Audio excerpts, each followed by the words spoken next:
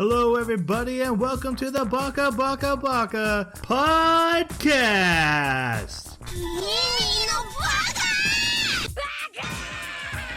Baka. It's amazing how every time you open your mouth, you prove you're an idiot. Hello, everybody, and welcome to Baka. We are an anime podcast where every 2 weeks we come together and talk about an anime we've recently watched, and then we turn that discussion over to you. It's kind of a book club wibbly wobbly situation, but on the internet and with watching Japanese cartoons. And you're the most important part of it, not us. That's why the show's called what it's called. Kind of. There's history. Don't worry about it.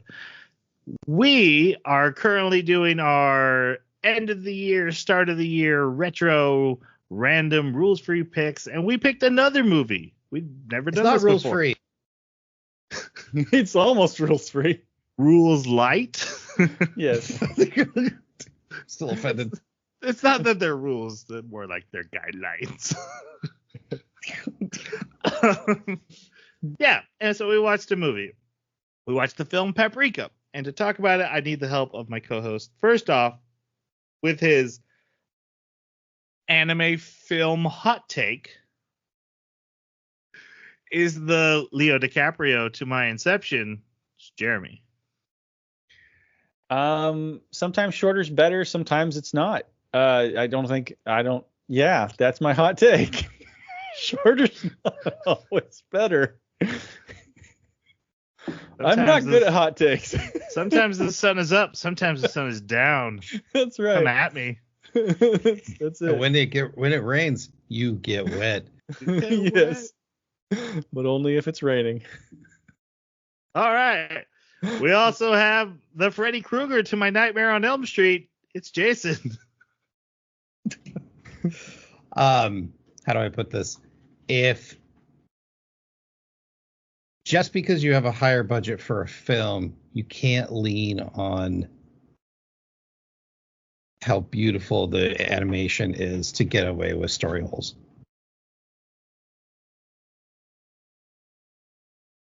That's pretty reasonable. Or bad storytelling.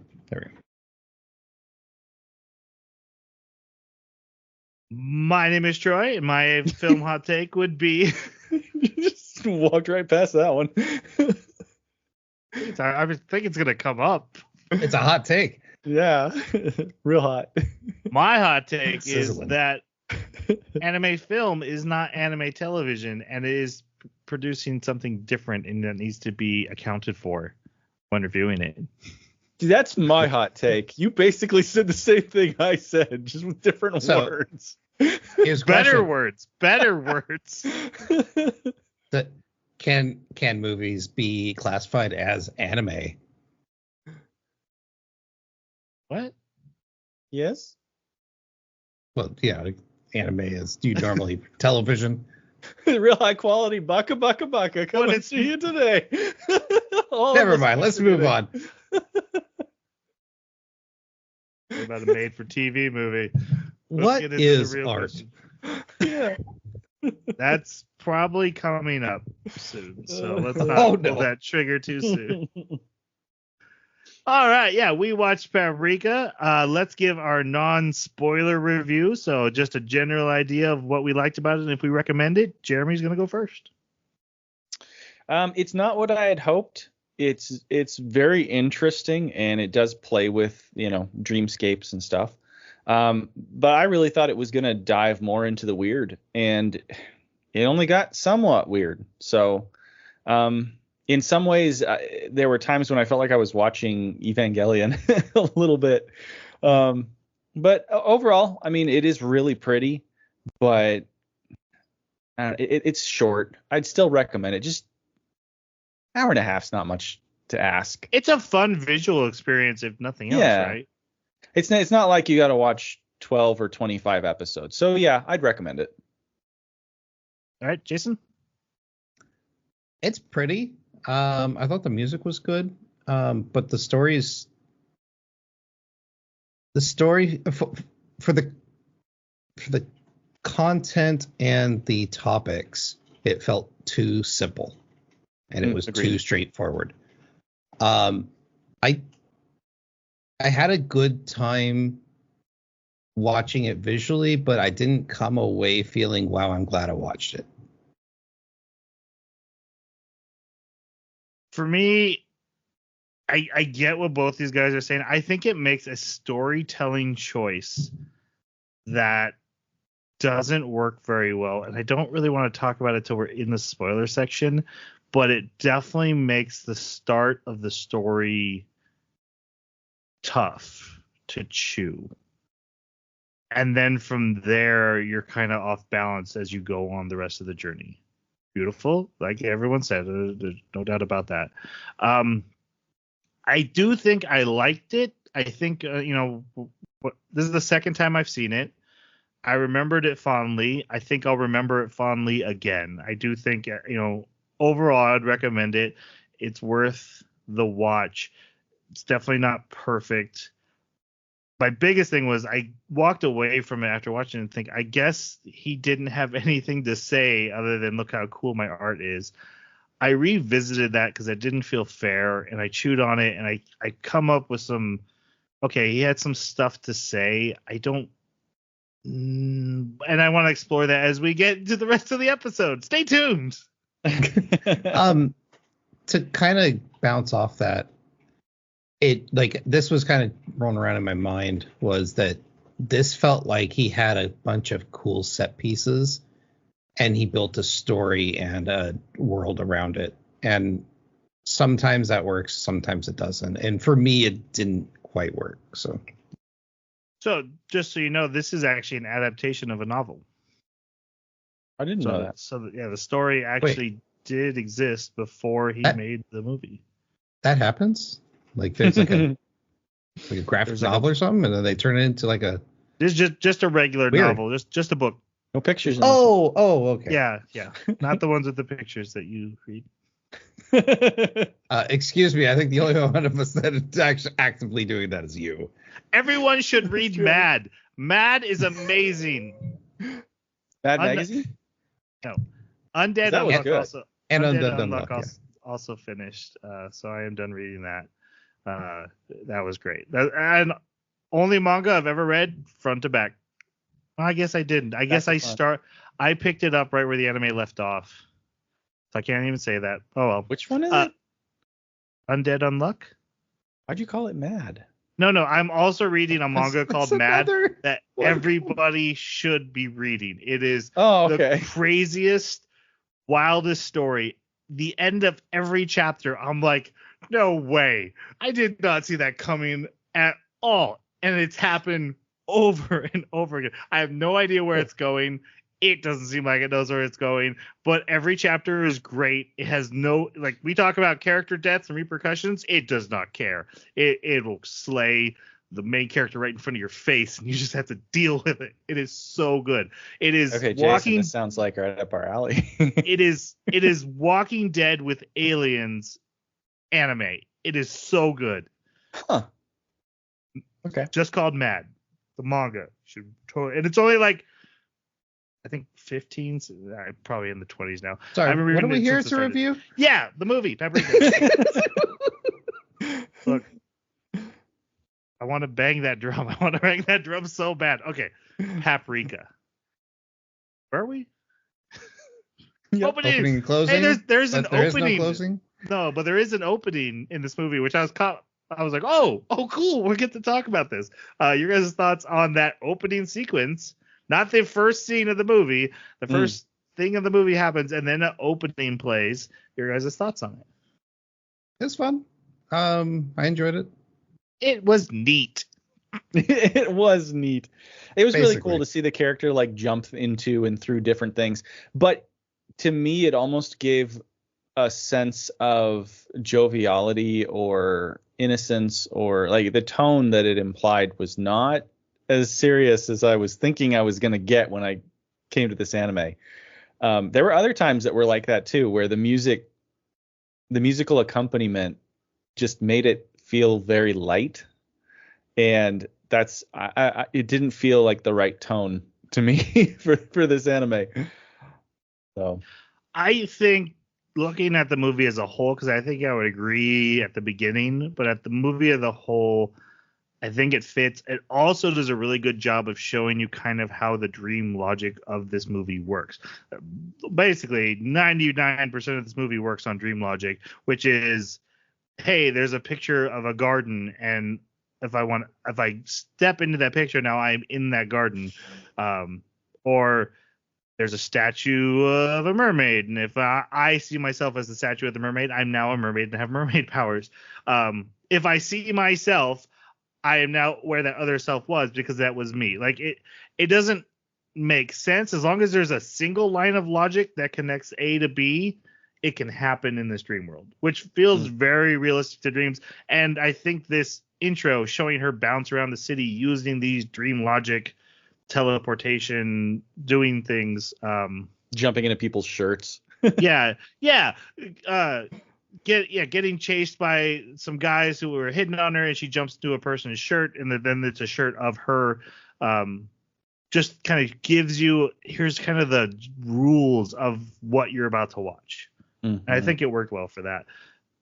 I think the jovial nature just really fits with the character of Paprika, but we will get into that when we get to her. All right. Before the spoiler warning, we're going back to regular anime. We're going to watch the stuff that's been coming out lately. And I know everyone's probably been waiting for this one. It's Dandadan. We're going to watch Dandadan. My daughter won't let me go any longer. It's my pick. And if I picked anything else, I probably won't be alive for the next podcast. So Dandadan it is. It's on Netflix.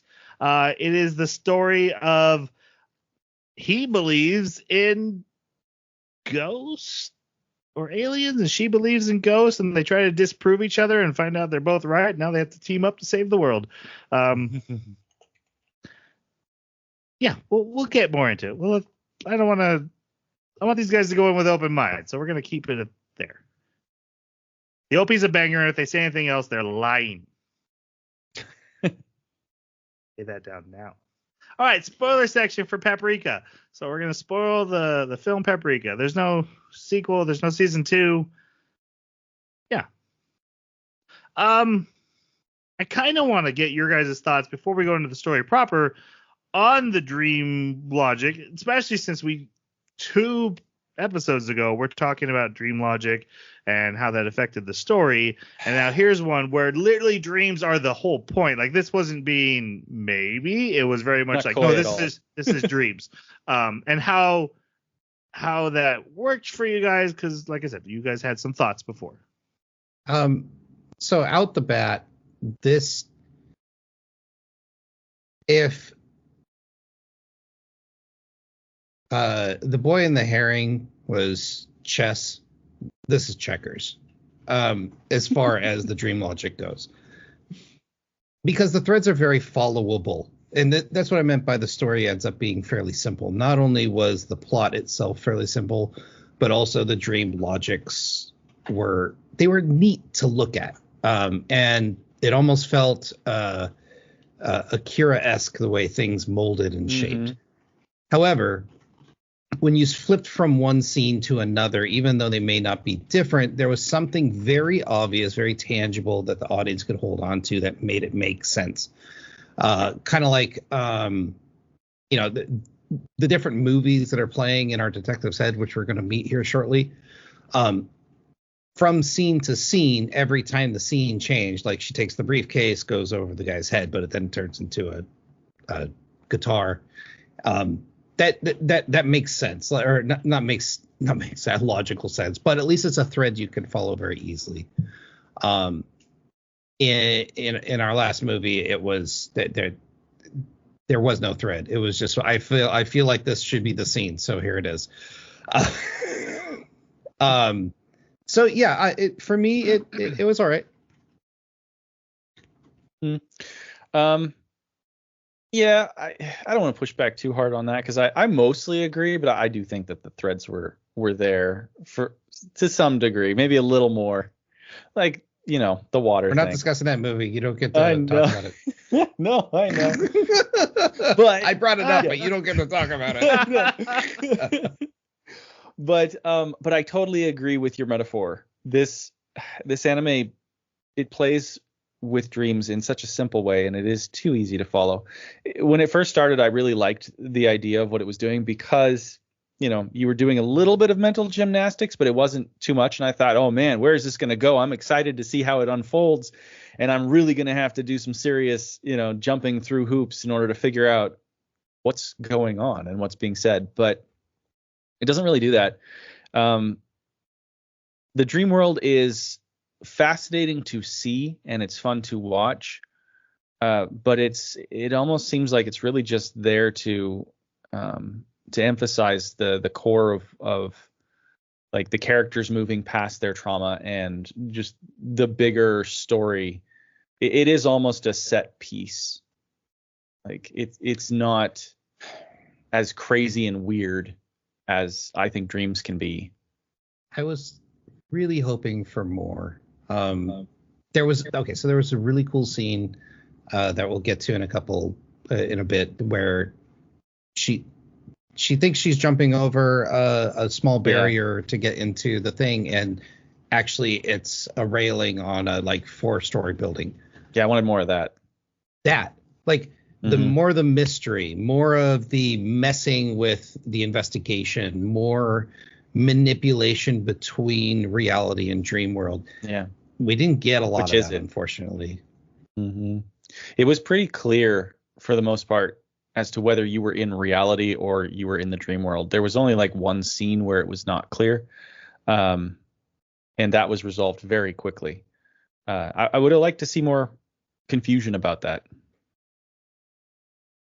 I'll say I agree with the checkers and chess metaphor. It was a good one. I want to praise how the dreams are portrayed, though. I swear I can put my hand and swear up and down. I've had dreams where in the dream someone is watching a movie. I turn and look at that movie. Now the dream is the movie, and I'm in that movie. And I sure hope they weren't watching a horror movie. And so that feeling of I look at something and then that thing becomes such a focus of the dream. It changes the dream around that focus. The way hey, I see myself. Actually, I am over there. So now in the dream, I'm over there. That feels very realistic to how dreams work because they're so. I mean, you guys have had dreams. Everyone knows. Yeah. They're so weird and, I don't just dream. Ever flowing. Contractors don't. I just really like that portrayal. I felt the portrayal was really good.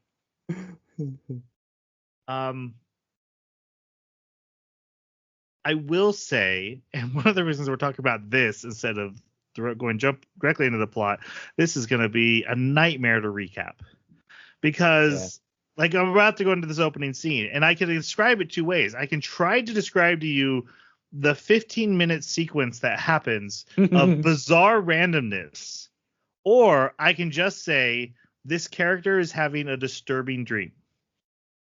That second one's not fair to the movie. The first one is almost impossible to follow. I almost wish we hadn't done this, and nothing against Jeremy's pick or anything, but watching it and even taking notes, I'm like, do I write down that the carpet is now suddenly slippery and bunching up underneath him? Is that important? It is to the character. It has meaning, but it's not an important event that's going to affect the story long term. So from a podcast point of view, the dreams are a nightmare. So I got to tell you guys, as I was watching this, I was laughing so hard in multiple scenes. Because there's one scene where one of the doctors just starts spouting nonsense and he just keeps going and it's out of nowhere. And I just start laughing and laughing. And Tony says, "Why are you laughing?" And I said, "Because I know Jason's hating this right now. I know he's just listening to this guy and being like, what are these words? Why are you saying these words? They don't mean anything." And it was killing me. And then I was also thinking about how Troy would have to figure out how to describe this. I have to explain so I this. Just drop a bomb with this one. I got nothing against the pick itself. It's not like I would ever tell someone not to pick something. Yeah. Yeah, ever. That would never happen in a rules-free pick. Dude, it was. Let's move on. Okay. I have. I'm not holding any grudges. All right, so the opening scene. We start with a circus. And there's a cop searching for someone in this circus. And he talks to a clown. And does that matter? Yes, that clown's going to be a very important character in a minute. Kind of. And then suddenly he sees the ringmaster, and the ringmaster points at him, and now he's in a cage in the middle, and everyone from the stands is rushing him, but they have his face. And then he sinks and he falls, and he's back to the top of the tent. And see, this is going to be impossible. Or again, I get to say, a guy has nightmares where he goes from circus to different film genres. One scene he's Tarzan, one scene he's a spy in a fight, one scene he's in apparently a romance with the girl who is the clown. But it eventually always comes down to him chasing a suspect and a young man who was just murdered falling down to the ground, and the suspect gets away because he cannot reach the suspect. And then we find out he's having dream therapy, which I'll explain in a moment, but I want to talk about the character. This is Detective Konakawa. He is not the main character, but he's the main character of a B plot that plays through the movie, which I think is super important, but I'll wait till after we talk about the character to explain. You guys go. I really like this character. He carried the entire movie for me. Because from his perspective, this is all pretty foreign. He's trying to find value in the therapy, but he's also kind of out of his depth in trying to help the people that he feels are important to him. But there's some real pain and trauma from being unable to solve this case. And I think they did a really good job describing his anxiety about this case in these dream sequences. So, but throughout the entire movie, I liked following him as a main character, just because I tended to identify with his point of view, where it was like, this is nuts, but I'm going to do the best I can to help. So, yeah, this is a good character.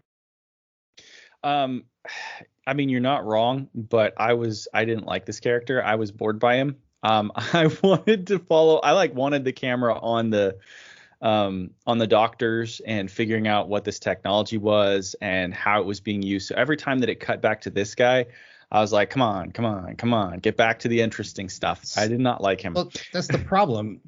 I wanted that too, but I didn't think that the doctor stuff was interesting.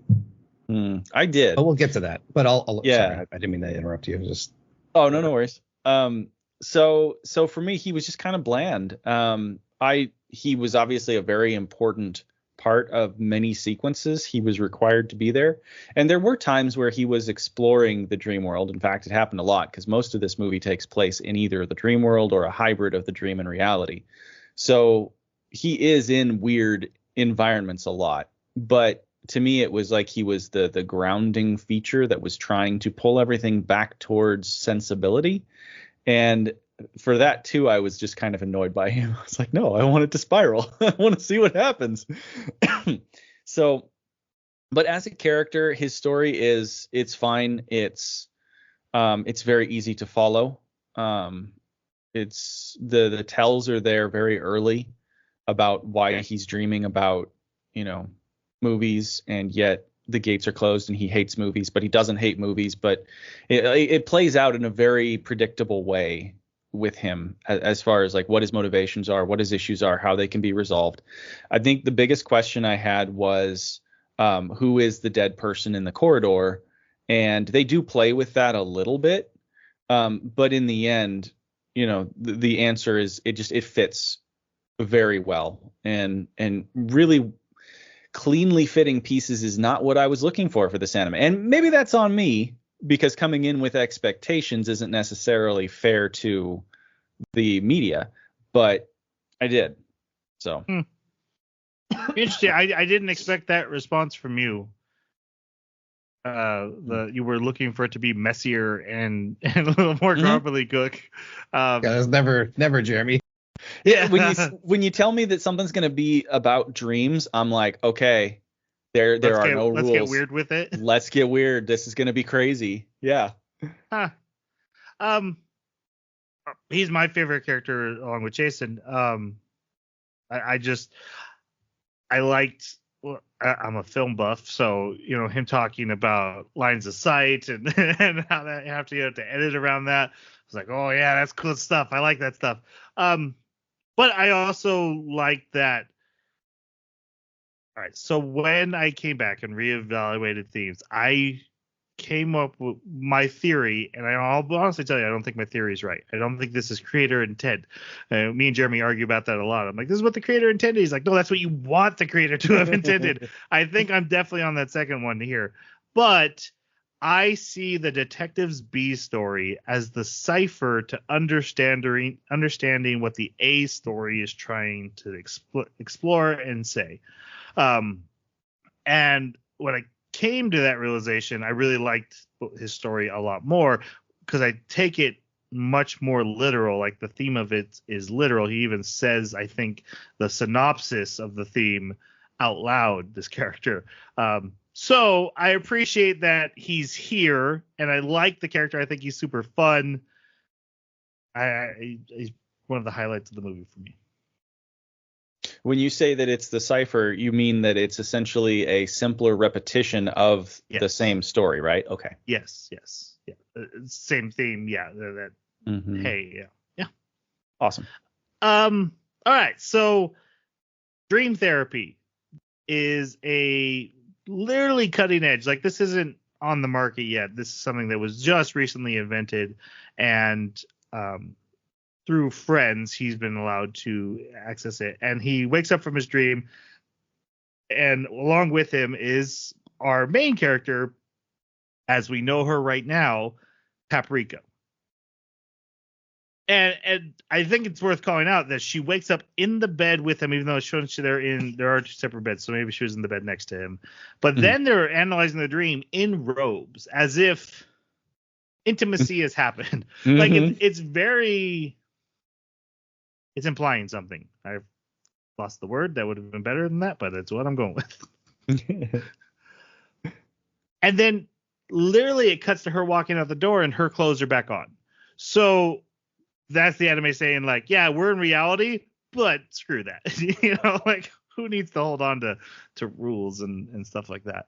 But this is Paprika.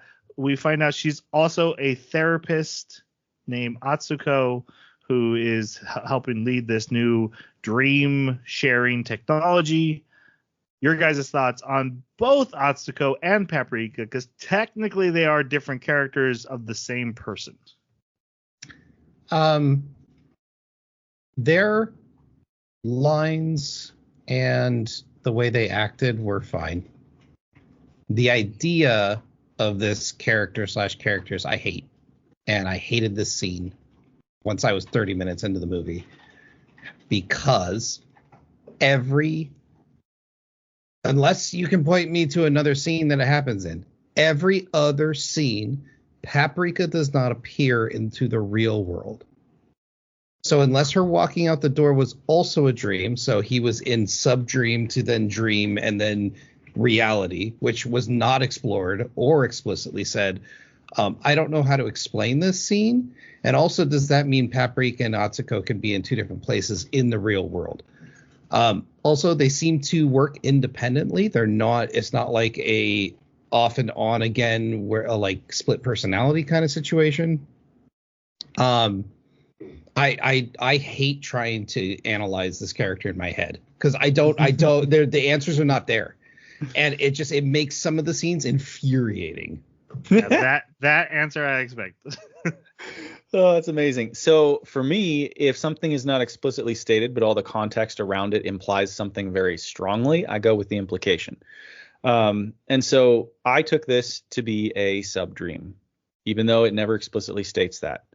And the reason is because, like Troy said, they shift into like she's in her clothes all of a sudden, and then she walks out. And then later realizing, oh, okay, so these are the same person. I know Paprika can't show up in the real world until later when it's actually a hybrid world. That means that she's not there. This isn't like an overlay of Dr. Atsuko. Okay. So riddle me this. Mm-hmm.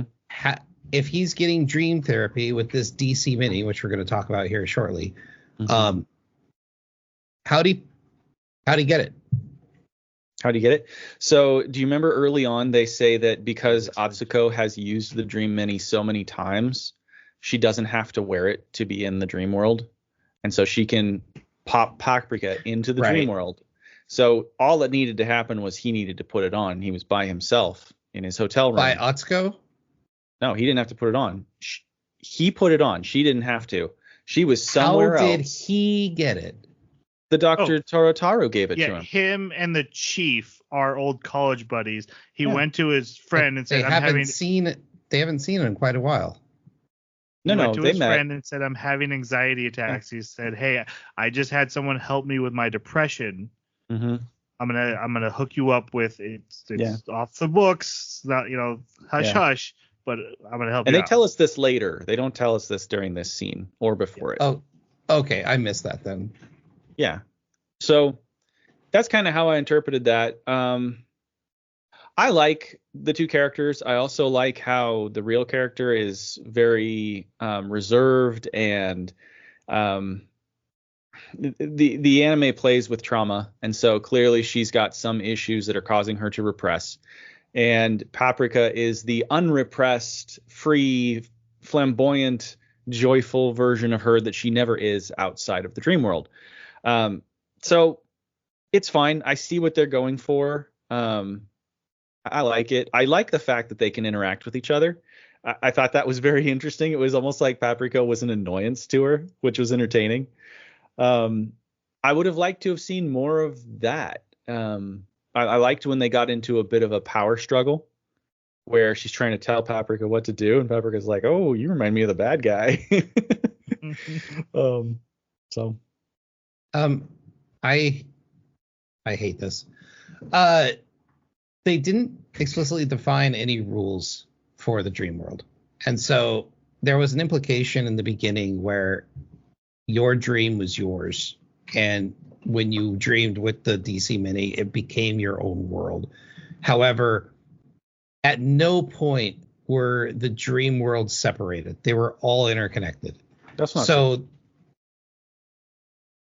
Do you remember the scene where they were in the theater and then something started bursting through the walls of his dream world? Mm-hmm. That was an invasion into his personal dream space. Right. That's what I'm saying. They're connected. That was literally the villain merging other people's dream worlds together. They're not supposed to be. They're supposed to be separate. That was the first time someone else's dream world merged into someone else's. That we saw. So then my question is, in order for it to be invaded like that, how are they being connected? That like upper level was never explained. Like, does it exist on a server? Is it its own world? Are they multiple clouds in the ether that happen to bump into each other? There's nothing for me to grab onto on why that works. It's because of the philosophy that you have a personal subconscious and the planet-wide communal subconscious. That's what this is playing with. And so essentially what the main bad guy did is he projected his personal onto everybody else's and then is invading their personal through the global connection. It's the Jungian thing. It's the internet for dreams. Like, what are we doing? And they do say that. Yeah. Well, and they point, like he just pointed out with Atsuko, the more you use it, the less you need it to get into other people's dream world. The villain has used it so much, he can now push into anyone who uses its dream world and eventually gets the power to go to anyone's dream world, even while they're awake. Mm-hmm. He's getting more powerful, and at first he can. That's why he's able to get to the cops. The cop has used it. You notice the first couple of people who go crazy are scientists in the building who have clearly tested it, and then eventually his power grows to such a point he starts affecting general population who's never been around it at all. Okay, that I don't remember in the movie them ever explaining those different sets of like upper consciousness and single consciousness. So to you guys' early complaints in the non-spoiler section, I think the biggest problem with this movie is it starts at the end of the first act. We skip all the setup. We skip all the things we need to know. Like we're like, hey, the super important thing has been stolen. We've never told you hardly anything about the super important thing. You don't know how it works. You don't know why anyone would want to steal it, but we're off to the races. We go chase down our first suspect, and I was like, he's the guy who invented it? No, he's the assistant of the guy who invented it. It's like we're catching up the whole time. I've never heard that name before. They literally are like name dropping him, like I should remember him from the beginning.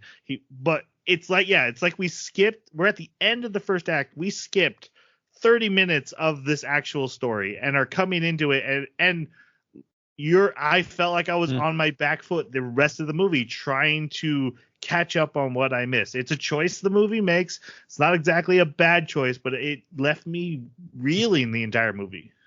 It's a bad choice for me. It kind of in a way makes it feel more like a dream because you rarely are in control in your own dreams. You are kind of catching up to whatever's going on. So I don't mind it for that aspect, but I totally agree with what you were experiencing there. Like I was always trying to catch up. Like, okay, so who's this character? Interesting. To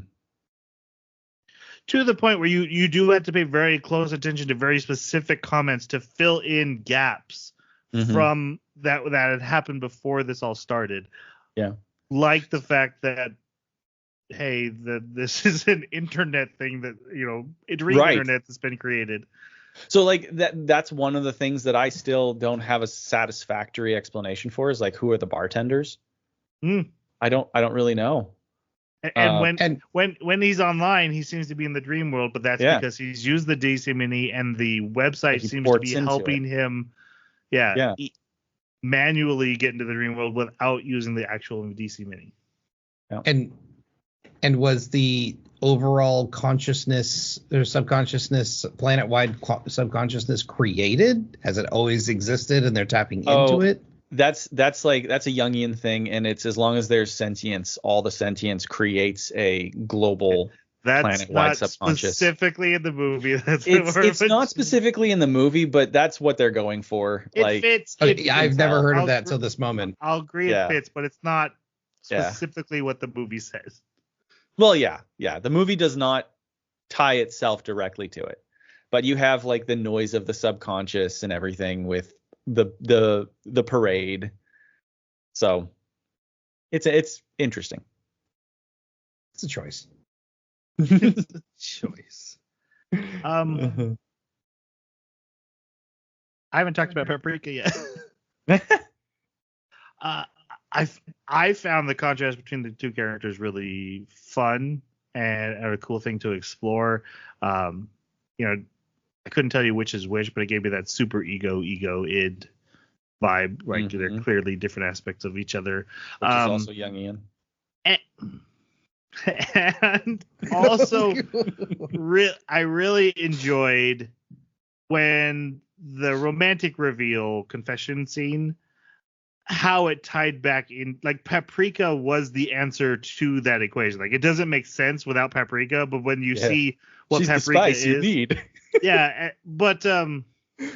Atsuko just being like, but you're fun, because that's the thing she wants to be, because Paprika is a person, and that's why I didn't mind the OP being so flippant and buoyant and fun. Again, it's explaining that this is what Atsuko's dream version of herself wants, and why she chooses the man she chooses at the end. why that choice got made. You're absolutely right. It still felt so weird. It almost felt like you were watching a different show. It felt like you were watching a kid's show. In the moment where she's diving through the clouds and she's wearing the Wukong outfit, she's got the long staff. The music shifts and everything shifts into like this almost like Magic Girl kind of show. It's very lighthearted and everything. So I agree with you. That makes perfect sense why I did it, but it was very jarring to me. All right, so after we get that OP sequence where we watch Paprika turn into Atsuko, which is basically Paprika driving up on a scooter side by side with Atsuko, and then when Atsuko drives away, Paprika's gone, implying they're the same person. Or no, Paprika was in the car, but then it was Atsuko in the car, right?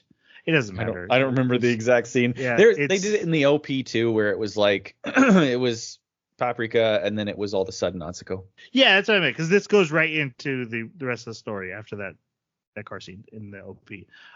She gets to her apartment, and there is a large obese man stuck in an elevator. This is the character Tokita, also the one that she's going to confess her feelings to at the end, if you haven't seen it. He says something like, we're in a bind, and she's like, I can see that. He's like, no, you don't understand. But let's talk about Tokita, your guys' thoughts on him. So the way the scene is done and the way he shakes as he's trying to turn, I immediately thought that we were still in Dream World and he was going to spill out into there and engulf her or something grotesque was going to happen. But no, it was just a dude that got into a too small a space for his body. I thought he was probably one of the more complex characters in the entire anime. He recognizes that he's got an eating disorder and that he recognizes that he's just kind of at that point, I don't want to stop kind of thing. But he's also this subdued genius, but he wants to have fun. He's a really complex character. And so it was neat to watch him interact with the world. And you don't really get to see, that kind of overly obese person in a main story like this. So very interesting to see. And he plays, go ahead. I was going to say, of a character that body type doesn't usually get this kind of role too. He's not the main character, but he is one of the main characters, and they're usually like, oh, that's a side character we're going to spend 5 minutes talking to, have a comedy routine, and then go on, which I thought was what was happening. And then I was like, oh no, he's super important to the story. I don't think I've ever seen an anime where the fat person was animated this well. I could feel every fold move when he was eating and you were watching from behind and his neck was going up and down. I was like, this is amazing. This is so well done. And then as far as on the character level, I agree. He was a very interesting character. They did a lot with him that I didn't expect. I was totally waiting for him to just engulf her and consume her. There was a scene later where it essentially looks like there's a combination of him and Paprika and everything, and then the character that spawns from that consumes everything. And I thought, okay, does this mean that they are one? Are we dealing with three people that are actually just one person? Are they all just one psyche? And that's why at the end of the movie it says her last name is now Tokita, is because she always was Tokita from the beginning. I don't think that's true, but just the it would be so cool. I told Tanya that, and she's like, I actually like that better than what actually happened here. But it's just because it's crazy. But he was fine. He was interesting. Yeah, I agree with all that. His scene in the diner is hilarious.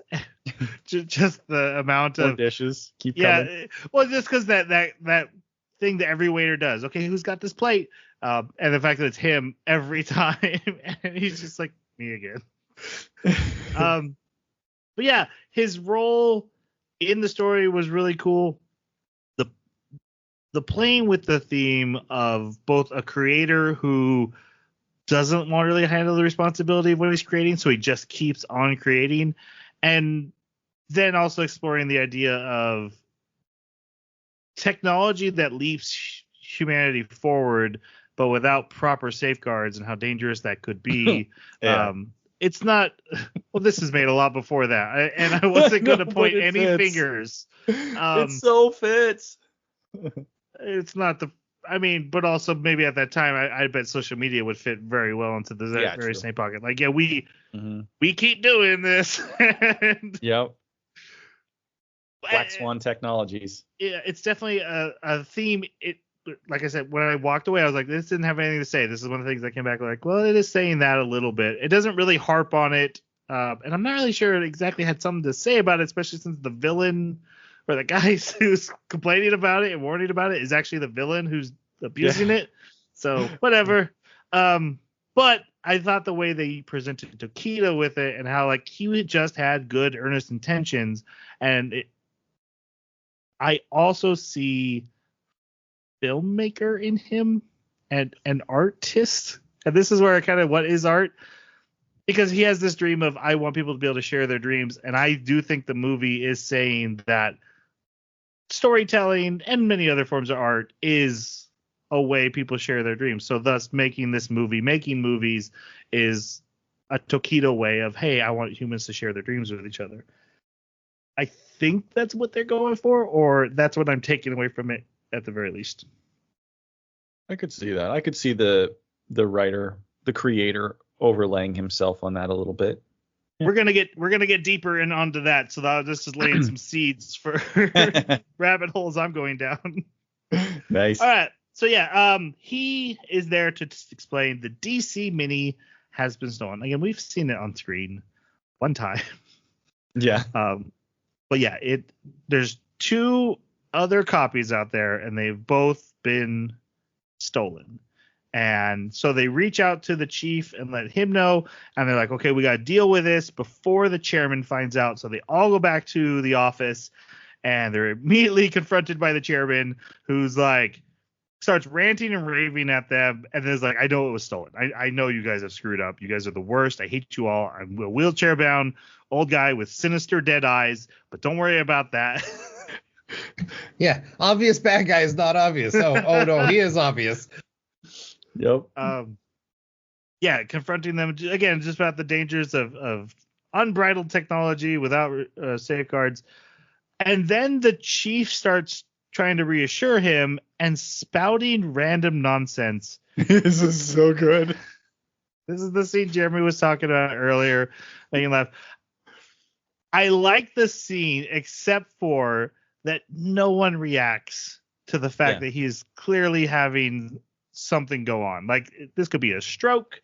This could be, who knows, but they are just like, go on, keep talking about just random words, diarrhea coming out of his mouth. Frogs leading the vending machines as they parade through the confetti. And yeah, it's like 2 minutes of dialogue before Atsuko goes, are you okay? And I'm like, that should have been 10 seconds in. Like, excuse me, WTF are you saying? Right. Are you having a stroke? Can we help you? Do you want to lay down? And it escalates so hard. Like, as soon as that happens, he's like, "Whoa!" and he runs out the window. Yep. And when he says runs out the window, he runs through a pane of glass on the like 4th story out a window. And I was like, dang, that's brutal, but he's alive. Don't worry. Actually, he's on his feet like a day later. Yep. That upset me so much. I hated this. Actually, so the bounced every branch down.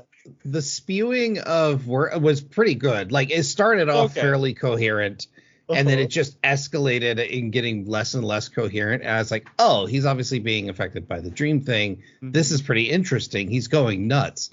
And then jumping out the window, I was like, oh, he's dead. And then, no, he's not. And I'm like, do you understand how thick that glass is, for one? That's like hitting concrete. That so you had enough to force to go through it. But then, yeah, the fall. Like, okay. And then he's just got a little wrap. He's not sheltering his body or trying to roll with the impact. He's clearly just straight up belly flopping onto concrete. His coat was in the tree. So I'm giving the down the tree. Like hand wavy. Okay, maybe he hit the tree. He'd at least have a broken limb. If not 4. He's old, so there goes his back, whether he hit the tree or not. And no, all he's got is a wrap on his head. And it's like, okay. We need to talk about his age, because him and the detective went to college together. Yeah, so, they did. And he looks like 20 years older than the detective. And I'm like, one of you. He went back to college and met the detective. It's so weird. I was like, okay. Later in life. Yeah. Apparently. Also, not the only person to fall from a sure to kill you height Oh my god. and yes. survive in this movie. It happens many times. Like people, the ground in this world is made out of jelly beans. I don't know. Yeah. Yep. And I thought that would have made such a more interesting story. Like, because I was hoping for more of a mystery and like intrigue going on with this movie, and it just didn't happen. It's true. They played a little bit with intrigue with Himuro, but once you got past Himuro, it was all just kind of a spectacle of the dream's taking over. How do you survive it? And the mystery was kind of gone. You knew who the bad guy was by then. Yeah, I didn't explicitly remember from the first watching, but I was like, it's either that guy or that guy, and it ended up being both guys, and I was like, I wonder if I remembered that, but it also kind of felt obvious. How I knew. Yeah. Yeah. So he takes a swan dive out the window. When they're reviewing the footage inside his brain of his dream through the DC Mini, they see a doll that looks like one of their assistants, whose name is Himuro. Again, in the context of the story, this name is dropped like it's a character we've been introduced to. It has been properly set up, and they're just like, oh, that's Himuro. Let's go find him. So they go to his apartment, and it's trashed and a mess and clearly a disturbed mind or a genius mind or somewhere in between. Mm-hmm. Tokida is upset because he thought this was his friend, and now he's convinced that this guy is the one who stole the DC Mini in like a fit of jealousy and revenge, and he feels betrayed. Atsuko, while investigating, finds a secret, like a ladder into a secret room. She goes down and she's in a amusement park. She sees the doll that they're looking for, goes after it, and nearly jumps over a railing in the real world off the balcony. I'm sure she would have survived, but this, probably one of the scientists, technicians with them, named Asanai is the other bad guy. Asanai catches her and saves her. This I didn't really list him as a guy to talk about because he's just kind of like, I should be treated better. I should be more special, and you're not recognizing it. And you should like me. He just kind of comes off with creeper vibes. And he doesn't contribute a lot to the story either. Right. Mm-hmm. I really liked this scene because of the intrigue and mystery that it started to set up with the blending of real world and dream world. Mm-hmm. However, what upset me, imagine that, was once she goes down the ladder, she's obviously diving into, or like her conscious is being taken over by subconscious. She's obviously diving into dream world. Mm-hmm. Where's Paprika? Like she ends up calling out to her at one point, but it's like, if you're going into dream world, isn't that where Paprika lives? Isn't that where she would have appeared or taken over your body? I don't know. Well, I agree with you that Paprika should have played more of a role, but she was popping up. Like there were telltale signs because Paprika kept appearing and telling her, "Oh, I see something," and it wasn't in a reflection. But that happens in the real world. Oh, okay. In reflections in the real world, but in this, she literally phased in behind her. Yeah.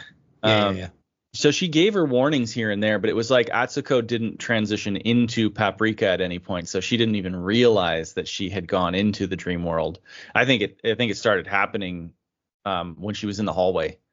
I mean, it was super obvious to the viewer. Yeah, exactly. Or even like just going down probably the moment that she saw the doll the first time was when she was dipping into it. So I guess that asks the question, is Paprika a choice Atsuko makes when she enters a dream world? Like I believe she is. Yeah. Like Batman putting on like Bruce Wayne putting on the Batman costume. Mm-hmm. Yeah. I would say yes. Mm-hmm. As well. Giving her control. rather than something she just automatically switches over to like a second consciousness. Right. Yeah, there's plenty of scenes where they're both interacting with each other, whether it's in a reflection or later on when they're both in the area. But like, it seems like Paprika's fairly independent of her, though. Mm-hmm. Yeah, she has truly separated the id and the ego, right? And so you really see that independence later when Paprika is like, don't tell me what to do. You're coming across like the chairman. And so I think that's why Paprika warned her, but didn't necessarily, like, I don't think she has the power to take over. After this, they go back and she goes inside the chief's dream. And even though Himuro is trying to stop her, she is able to wake up the chief and bring him back to the real world. Then we go. The way she woke him up was pretty funny, because he looks real happy and then explodes. Yeah, there's definitely an implication there, because of the Innuendo. implication. There you go. Yes. She does ask him to stay in the hospital, though, because he's part of the board, and they know the chairman wants to shut everything down, and they can't vote on shutting everything down if this guy's still in the hospital. Then we cut to the detective. He goes to a website that Paprika had given him, and this is a virtual... No. How does he have the card with the written information if he met with Paprika in a dream and went into a sub-dream? That's a good question. But the question is, when does his dream start? Because when he sits down at the laptop, is he already in the dream? Because he's got It that. looks like he's at the office. It does look like it, but maybe he's got the dream is he dreaming office. Dream Yeah, logic. it's the dream office, and the laptop is sub-dream right. office. But the bartenders end up at the end in the real world, so they're from a sub-dream? But that is with a blended... They go back. That's the It's a blended hybrid dream world. Yeah. No, but what I'm saying is, so you can pull things from sub-dream up into the regular dream? Oh, yeah. Yeah. Okay. Going between phases of dream would be acceptable. Going into reality is not acceptable except under the weird circumstances of the chairman taking over. Like, he merged the two, but I think that's the one level, that threshold that can't be crossed. Because it is super important, because the detective does meet Atsuko later, and while he's pretty sure he knows her, he is not sure he knows her. He does not fully recognize her as Paprika. I'm like, he clearly does, but also he never met Atsuko. Atsuko didn't walk in Right. and then be Paprika in the dream. So he's never officially met Atsuko at that point. He could have had the card, even, but maybe he already had the card, and then he dreamed he got the card from Paprika. Oh my God! Because he could have gotten the card initially from Shima Torataro. When he got the DC Mini, like, here's a DC Mini, here's a card. Had it. It's even better, because the dream logic would give him another reason why he got it.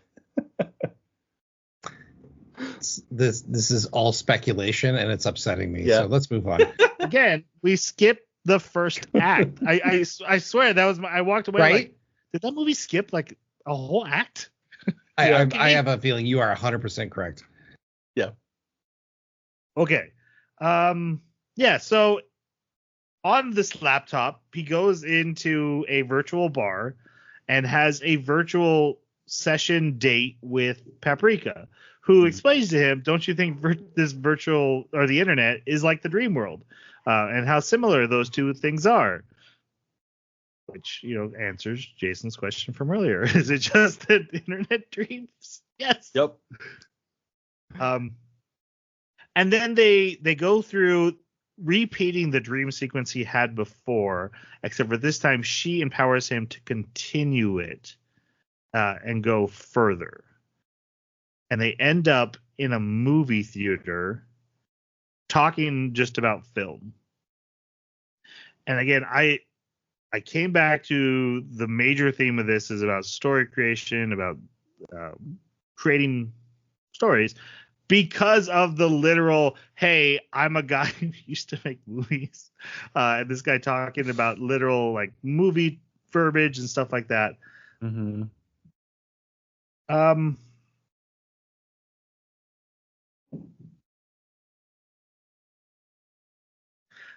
Later, we find out the Chancellor has scrapped the project.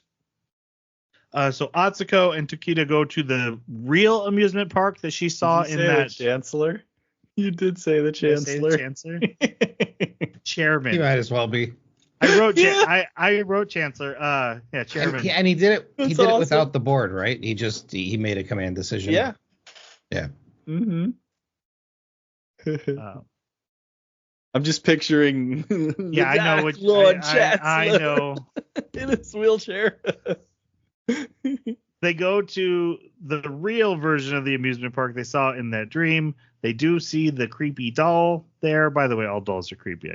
I like when she went to go like jump over the fence. She was like hesitant. She's like, okay, I'm not gonna fall off a building this time, right? This is real now. It's not just that. It's also the moment of like, I gotta risk it. Like we have to continue forward, and I can't spend this entire time wondering if I'm awake or dreaming. So YOLO. Right.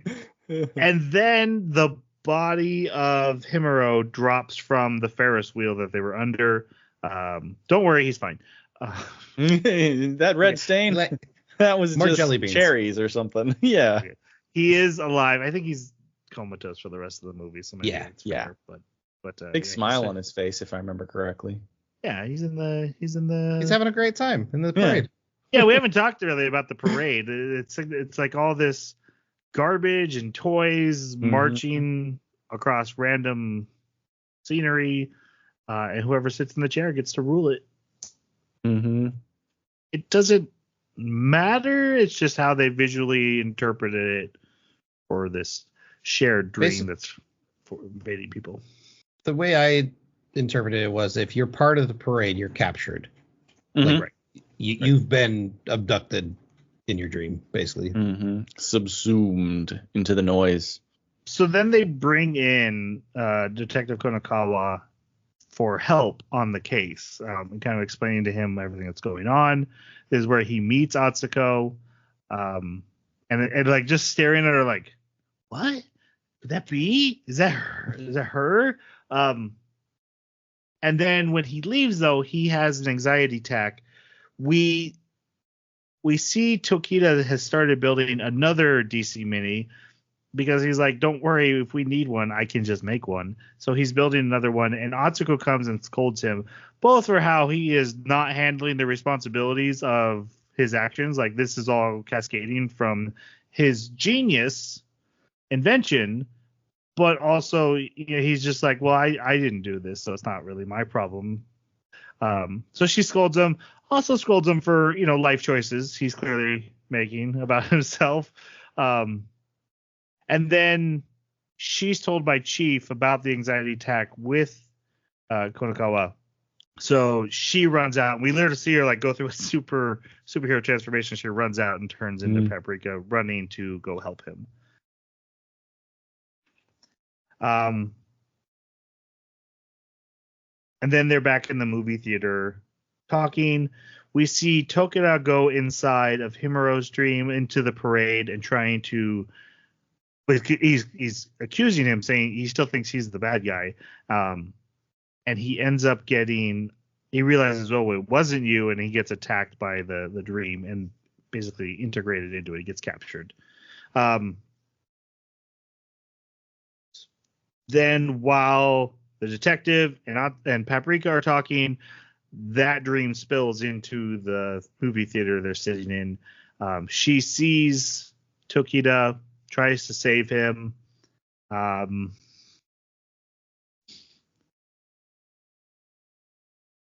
She goes back. See, it's weird because she's like in a dream, out of a dream, back into the dream. And she's just changing physical locations. So she leaves, goes back to the lab, enters into the shared dream of Tokita trying to save him, sees the parade, and then finds like this back. How would you guys describe this? it's the city, but it's really a wall, and it's been shattered, so she can enter into like the backstage of the world of this dream. Yeah. That work? Yeah. It's like when you're playing Portal and you Seems right. realize that you can go through one of the walls. Yeah. You haven't played Portal and done that. That is a moment. It is a moment. And this is where she's flying around as the Monkey King outfit. Wukong? Yeah. That, and then maybe I know the game. Yeah. No, I always want to call him Son Goku because of Dragon Ball, but yeah, not right either. I can't remember off the top of my head. Yeah, Sun Wukong. Yeah. It is. She finds a bunch of Tokita dolls. She finds a statue of the one bad guy, the goon. I want to know who Liu Kang is. He's Mortal Kombat. Yeah. Oh, okay. Fatality. That makes more sense. She turns into a fairy. Again, none of this is really important. It's all just visual splendor for like what's actually probably about 30 seconds of storytelling. Because she goes in and she sees a giant shell of who they thought was the bad guy, that assistant, and realizes, oh, he wasn't in control of his body. There's someone else behind this. A tree with the chairman's face attacks her, and she's like, wake up. Paprika say, wake up, Atsuko.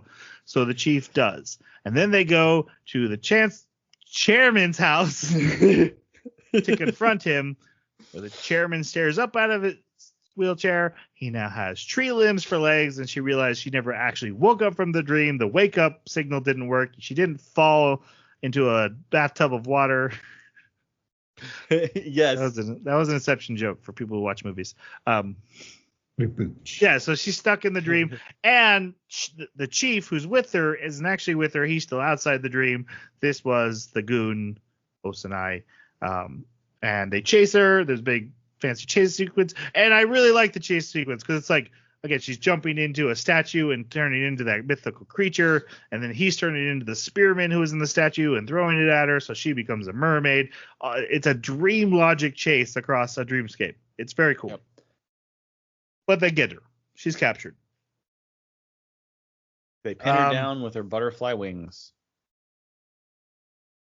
And then there's probably the scene this movie is most famous for of, Osanai assaulting her, and in a way that's both more creepy than it could be, but not explicit in its own way, and removes the paprika shell from Atsuko in the dream.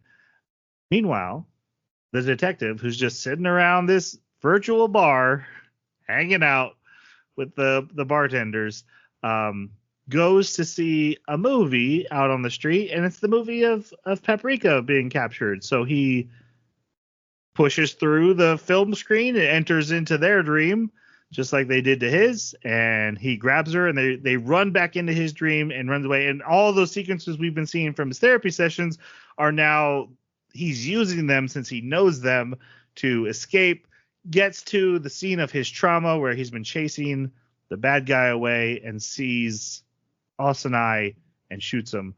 I also skipped over what his trauma was because he finally explained it.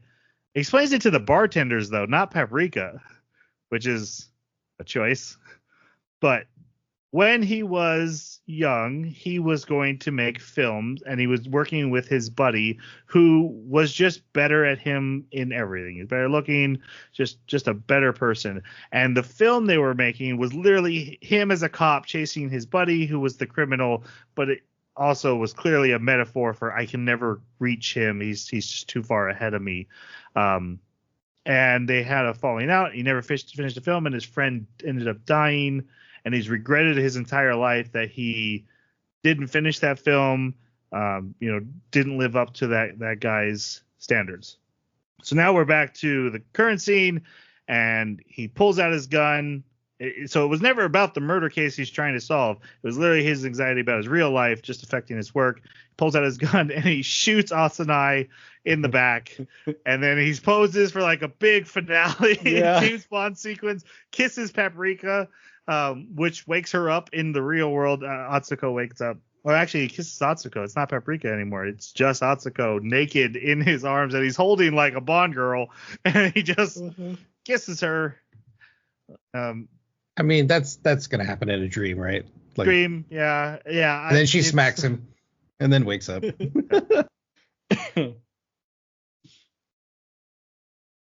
There's a scene later that I'll probably end up skipping over, but it's why the whole Detective B story works for me, where he's talking to, in his head, his buddy, and like apologizing for not finishing the film. And his buddy's like, yeah, but that's why you became a cop in real life. The fiction became the reality. And that's to me the synopsis of what this whole movie is about. Well, it's using dreams into reality and exploring the merging of the two. To me, it's about, if I watch Luke Skywalker resist turning to the dark side, and that affects me when I'm a kid, and it affects me for the rest of my life, and I make better choices as a person than if I hadn't seen that movie. Although that was fiction and not real, it had a real world effect that cascaded through the real world. That to me is what this story is about. It brought me back to the conversation we had about Boy and the Heron, about Wizard of Oz. Does it matter to us, the audience, if Dorothy's journey to Oz was a dream or not? Because we still got affected by what her journey told us.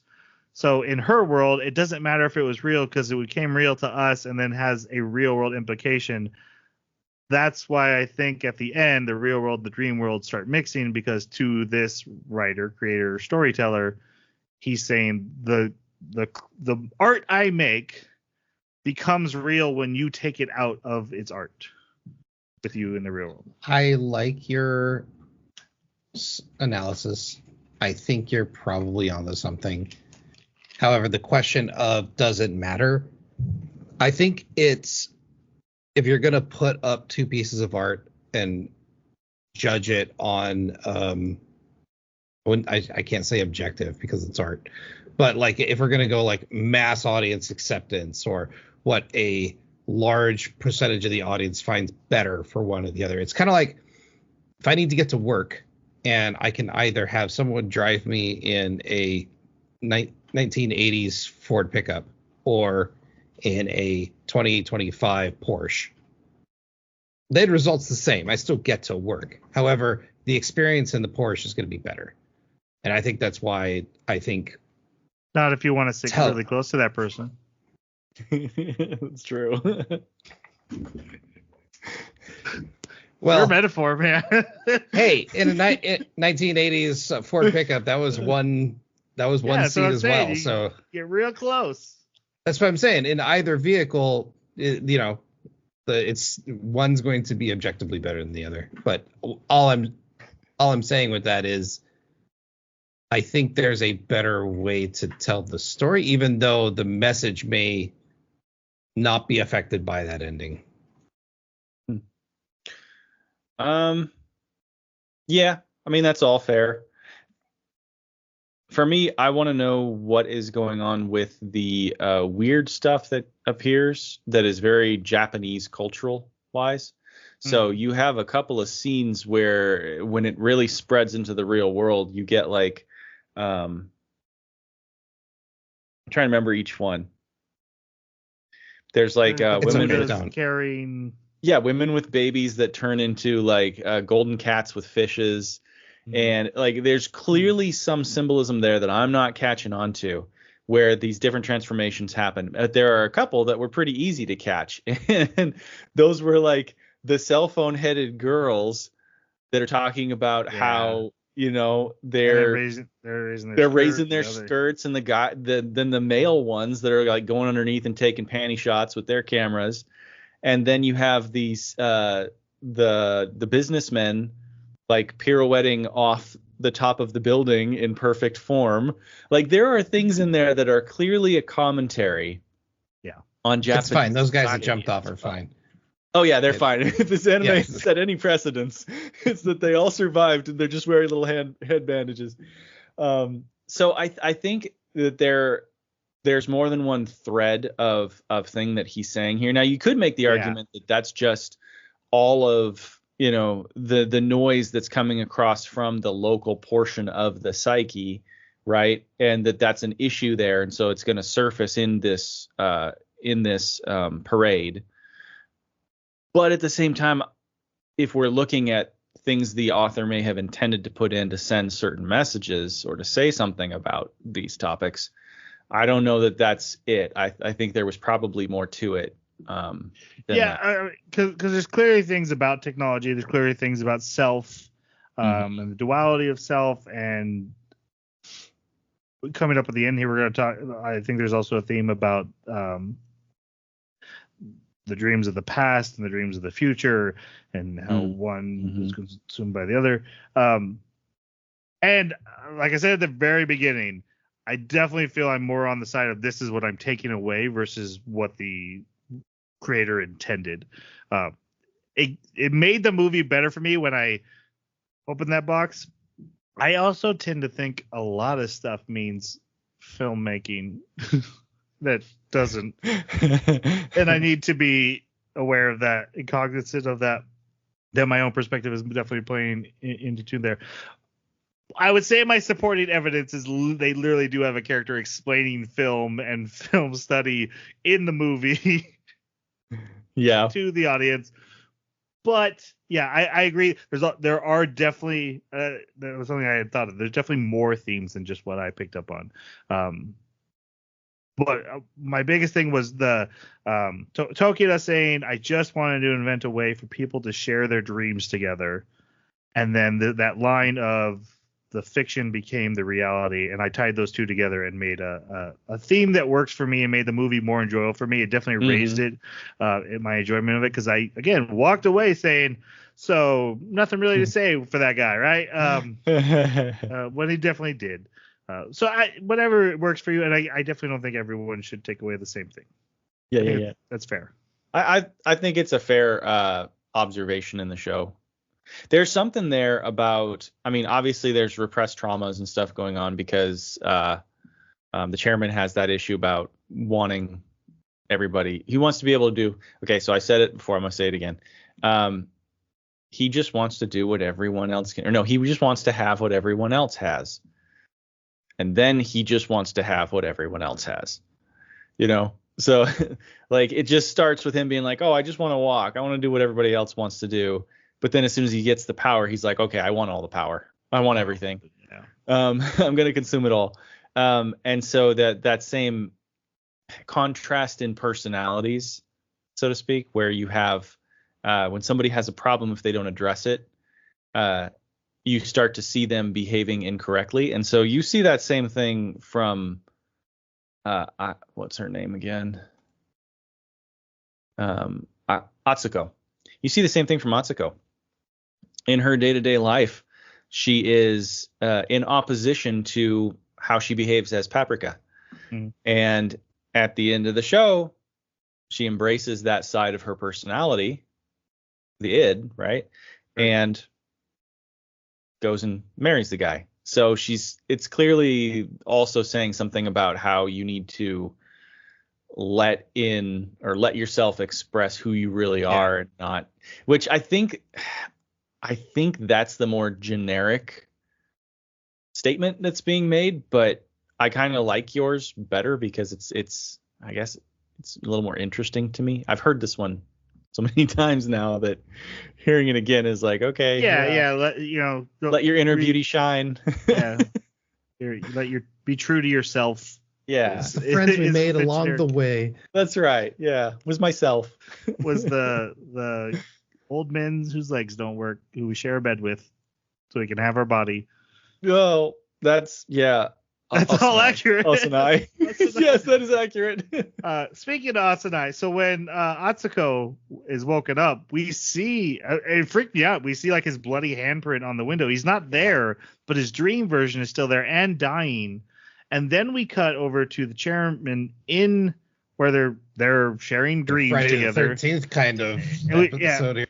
And we've already talked about, or in the movie, it's already referenced that like Asanai's deal was, you get all the power over dreams, and I get your body and all the power over dreams. And Asanai's like, okay, that works for me because I'll get Atsuko, which is clearly his big issue. So yeah, the chairman wakes up, this guy's dying, and then the floor becomes a pit, sucks Asanai away. The chairman crawls after him and falls into it. And this is where the dream world and the real world start actually mixing. That crazy parade enters the real world. I love the shot of Atsuko and the chief walking in the sky bridge, and then suddenly the giant Chinese doll, just cool. Right there, face staring at them, and they're like, no, this is bad. We gotta go. And it chases them, and they're saved by Robot Tokita, who's a toy robot who can fire missiles. Which perfectly fits his personality in the dream. Like he's an engineer. Yeah. Yep. And then we come to the scene where Paprika shows up to save them. And I love that they can jump into a TV and then be at the location that's on the TV. So they use that to teleport to in the city. But Atsuko wants to go help Tokita, and Paprika wants to go defeat the chairman. And they're arguing. Atsuko's, why don't you ever listen to me? And I'm wondering if this Paprika is the chief and Konakawa's dream girl version of her, or if it even matters. Maybe it's all three of their dream versions, because she spends the entire time with the chief, and the chief does talk about how Paprika is like his dream girl. Yeah, it's true. He clearly thinks highly of her. I wouldn't be surprised if they influenced her to some degree. Yeah. But either way, the point is that they are independent at this point. So Atsuko goes after Tokita. I really did like that, they go into the TV to teleport, but like, what's the logical entrance exit to a TV? Well, if you enter the TV, you're obviously going to come out the camera. So the cameraman's holding it, and then here comes these people out of the camera. Yep. It's cool. Like the clown at the beginning again with the foot coming out of the super tiny entrance. Mm-hmm. Tokita ends up eating her.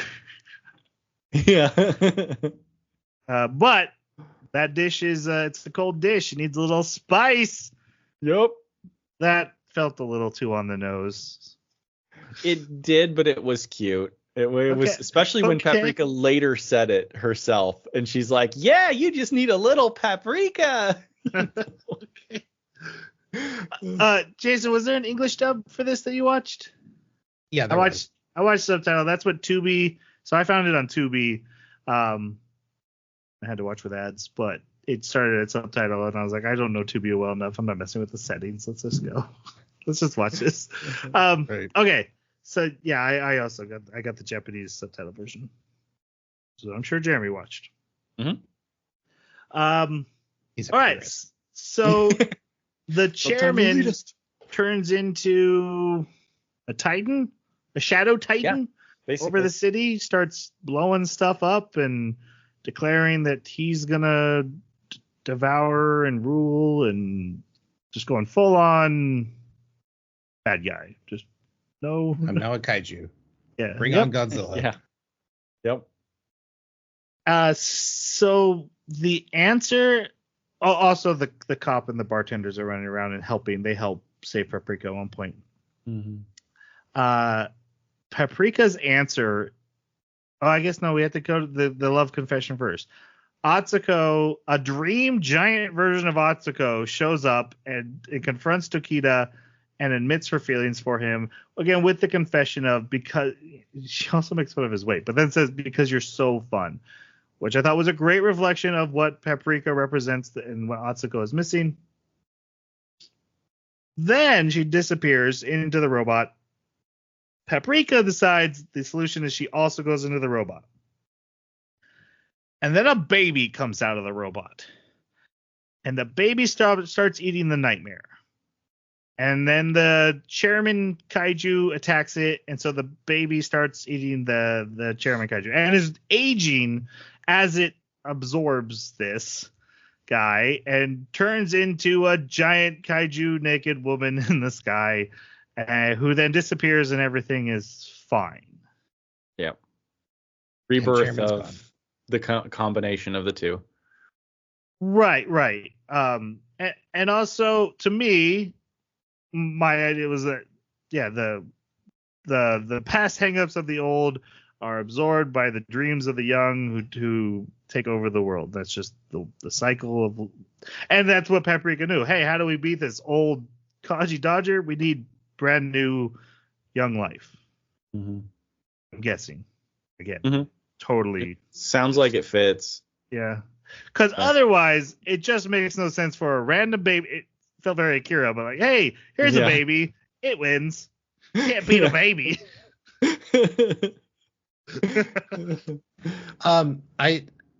The whole transition from dream is now seeping into reality. I had a really hard time with that because there was just there's no rule set, there's no mechanism, there's no explanation, there was no like even innuendo of, oh, if you do this or XYZ happens, or if someone believes hard enough, we have the potential danger for it just happens. And I just felt it was, I don't know. It felt empty. There was an anime a while ago. It was made by the same guys who made Sign Gate. Remember the time travel one with the bananas? Yeah. Same like high concept type of show, and it was about these people who could put projections into people's minds, and because everyone observed the same thing, that thing would then become real. So basically, they could just like, hey, everyone sees me have a sword, and then suddenly you would have a sword because that was their superpower. But it wasn't like I can make a sword. It was I can make everyone see a sword, and thus it becomes reality because we all are experiencing the same reality.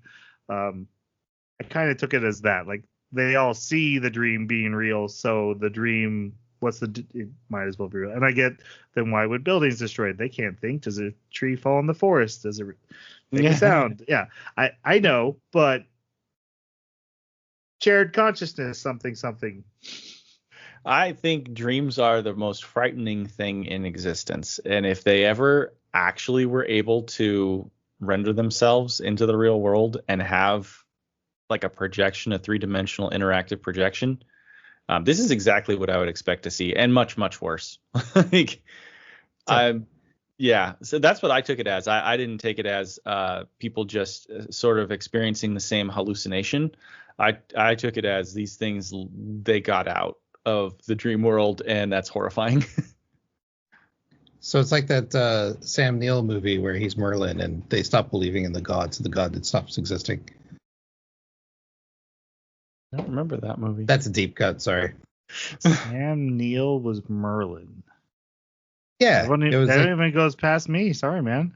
Yeah, that's a older King Arthur movie. Anyway. Okay. 1998 TV miniseries Merlin. Ah, that's why it was a TV miniseries. Yep, that's why. We solved the riddle, guys. What year was that? 1998. Oh man. Oof. So in the wrap up of this movie, we see Tokita wake up in the hospital with Atsuko by his side. The chief and the detective talk. We get the scene of the detective seeing his buddy that I mentioned, where he reconciles with him in his mind and has that line about the fiction became the reality, literally why he became a cop. And he has solved the murder case that he was working on as well.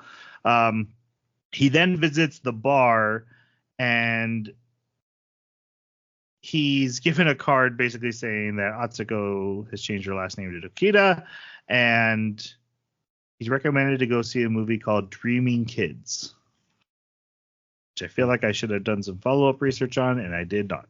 Mm-hmm.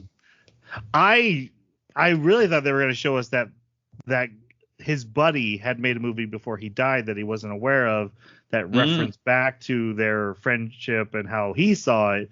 That's what that movie was going to be like. But it was, nope, he just went out in the dream world, went to the movie, or maybe in the real world, who knows. Went to the movie Dream Kids. The end. Yeah. All right. When the credits rolled, Tanya just looked at me. She's like, I don't like this one. I don't like this anime. I need to know what Tanya's favorite anime is. If you could get that for me next time we meet. I will find out. Okay. I want to find something that Tanya really likes that's out in her taste. Yeah. But not next time. We're watching Dandadan. Yeah. Where you get superpowers, but you got to lose your penis. Is that? All right. Oh, yeah, that's the thing, isn't it? I heard about that. He's cursed. His curse took away his thing. That's pretty horrible. I'm never mind. But It's gonna be a great anime review. I'm so excited. Let's go to final reviews. I am just feeling. Jeremy, your pick. You go. So yeah, this is not what I expected, but there's a potential for something a little more interesting here. I say that. That's really. So there's the potential for something that might be, God, I don't know how to say it without sounding like an ass. Something that was interesting to me as a possibility. So I really can't let go of the idea that Tokita is also the same person. I can't let go of that idea. There's a scene early on where, so let's say, just entertain the idea for a moment. Let's say she hates herself because she's fat, because she's actually him. And so she's got a split persona and everything. She's helping herself out of the elevator. There's no two people there. It's just her. But she doesn't love herself, right? Like a Fight Club situation. Yes. Later, she's not eating at the table. He's eating. She's observing. She's criticizing. Because that's what she does to herself, right? Later, the detective shows up and he's talking about Himuro, and the detective is talking to Tokita, and then he turns and he says something to her, and her response is, "Aren't you talking to Tokita? Aren't you talking to Tokita?" And then you have the sequence where from the time that Tokita goes into his coma, things start going crazy, like really weird in the real world for her. And she's going in and out of the dream world a whole lot more freely than she was prior to that. Then you have the giant robot, and it ate her because she's just part of him. It was trying to get, part of itself back. But not until it got Paprika as well, because it was still missing that little bit of spice, could it be reborn into the one true entity that it is, which is the real Tokita, who will now work on himself, but at the same time be okay with his issues, resolving them slowly. And so he sends out the card saying, yeah, I embrace who I am now, and I've got to grow as a person, but I'm willing to acknowledge who I am. This is rolling into a review, right? Yes, this is rolling into the review. Okay, because it was just making sure. Well, this is my theory, and I just can't let go of it, because to me, that's a much more satisfying and interesting potential conclusion to this story. Now, what that has to do with dream children and everything, I have no clue. So Konakawa, sorry, man. But yeah, knowing that that's probably very, very unlikely to be in any way anything other than just my imagination at play here. I got to give this a 3. It's fine. It's nothing special, but it was fun to see dreams. And I'm glad I watched it, just because now I, have one more weird dream movie under my belt. So 3 for me. All right, Jason. What's your crazy theory? Yeah.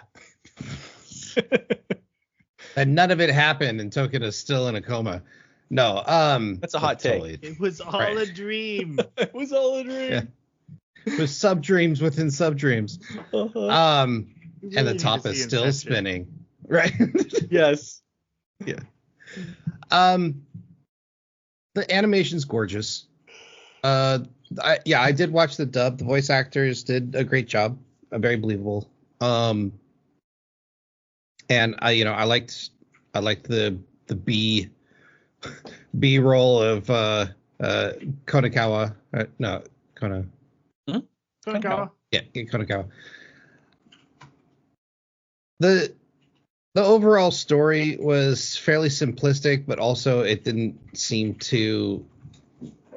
I think Troy put it perfectly. It's like they took the first act and just cut it, and then we start at the beginning of Act 2. There's a lot of confusing metaphors, but also like mixing of. It's like they didn't set up rules, so they didn't have to follow their own rules, and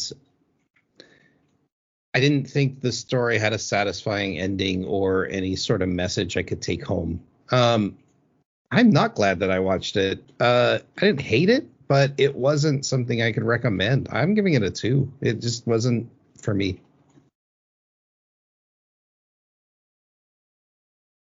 The first time I saw this, I was in a much different world.